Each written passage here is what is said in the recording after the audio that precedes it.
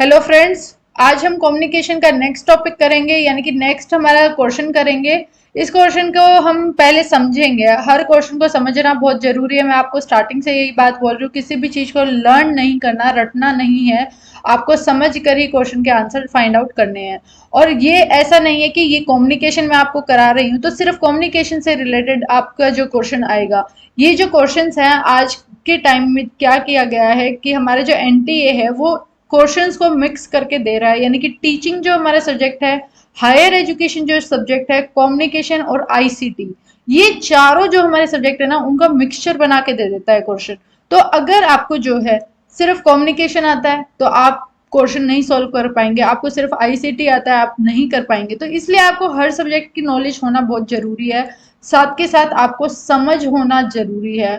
आप टॉपिक को समझें, ना कि उसको रटें। अगर आप रट कर जाएंगे तो आपका आंसर गलत होगा। और क्योंकि आजकल क्वेश्चन हमारे क्या है, मिक्स क्वेश्चन आ रहे हैं, तो मिक्स क्वेश्चन के लिए पहले आपको हर सब्जेक्ट की जो है डिटेल स्टडी करनी होगी, उसके बाद ही आप उन मिक्स आंसर दे पाएंगे। तो आइए आज हमारा कम्युनिकेशन का नेक्स्ट क्वेश्चन स्टार्ट करते हैं, जो कि क्वेश्चन नंबर 5। और इस क्वेश्चन के अंदर पूछा गया है ड्यूरिंग द कम्युनिकेशन प्रोसेस। अब कम्युनिकेशन प्रोसेस जो होता है हमारा, उसके अंदर पूछा गया है the message is converted to symbolic form. ये मेरा मैसेज था और इसको मैं जो कन्वर्ट कर रही हूँ किसमें, सिंबल्स में। सिंबल्स में मैं इसको कन्वर्ट करूंगी। तो आपको ध्यान देना होगा एक चीज, हमारा प्रोसेस क्या है आपको लर्न होना चाहिए। ये तो प्रोसेस नॉर्मल है कि एक सेंडर होता है, यानी कि मान लेते हो मैं हूं, मेरे पास एक आइडिया था, यानी कि मेरे पास एक मैसेज था।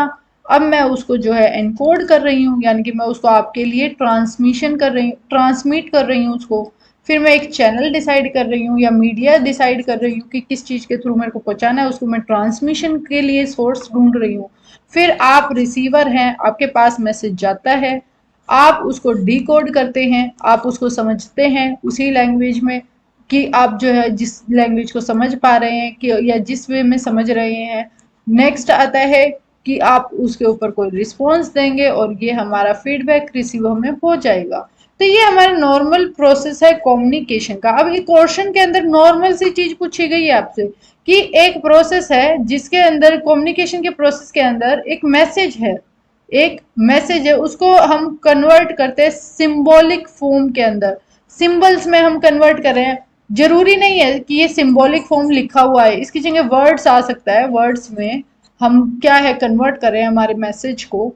तो उस चीज को हम क्या कह रहे हैं, क्या हम उसको डिकोडिंग कहेंगे? नहीं, क्योंकि डिकोडिंग तो कौन करेगा, रिसीवर करेगा, उसको समझेगा मैसेज को, तो डिकोडिंग नहीं है।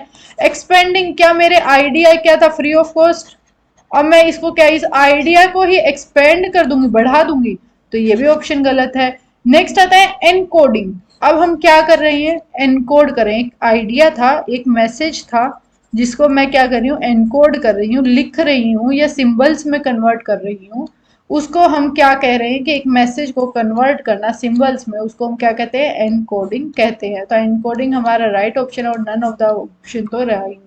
तो ये इस तरीके से क्वेश्चन सॉल्व करो। अगर आपको अब ये प्रोसेस नहीं पता होगा तो आपका आंसर गलत हो जाएगा, आप डी कोडिंग पे भी टिक करके आ सकते हैं। इसीलिए मैं आपको बोल रही हूँ नॉर्मल क्वेश्चंस को पहले समझें, फिर उसके बाद जो डिफिकल्ट क्वेश्चन की तरफ जाएंगे। अगर आपको ये नॉर्मल क्वेश्चन भी समझ नहीं आए तो आप डिफिकल्ट भी नहीं सॉल्व कर पाएंगे। और हर पेपर में, जैसे कि ये कम्युनिकेशन है, तो जैसे कि मान लेते हैं 5 क्वेश्चन इससे पूछे जा रहे हैं इस यूनिट से, तो 5 में से 3 क्वेश्चन जो होंगे नॉर्मल होंगे। नॉर्मल मीन्स कि जिनको आप इजीली थोड़ा सा समझेंगे और टिक कर सकते हैं। लेकिन जो 2 क्वेश्चन होंगे वो थोड़ा मिक्स्ड फॉर्म में आ जाएंगे, जैसे कि टीचिंग इसके अंदर इंक्लूड कर देंगे वो। तो उस केस में आपको जो टीचिंग की भी थोड़ी बहुत समझ होनी चाहिए, तभी आप उस क्वेश्चन को कर पाएंगे। लेकिन आप 3 क्वेश्चन अपने नहीं छोड़ेंगे।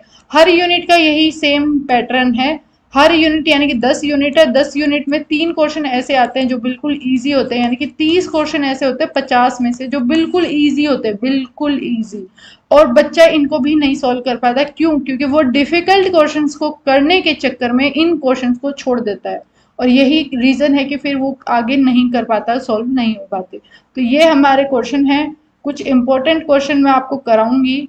आपको अगर कोई भी डाउट हो आप कमेंट में पूछ सकते हैं। And thanks for watching.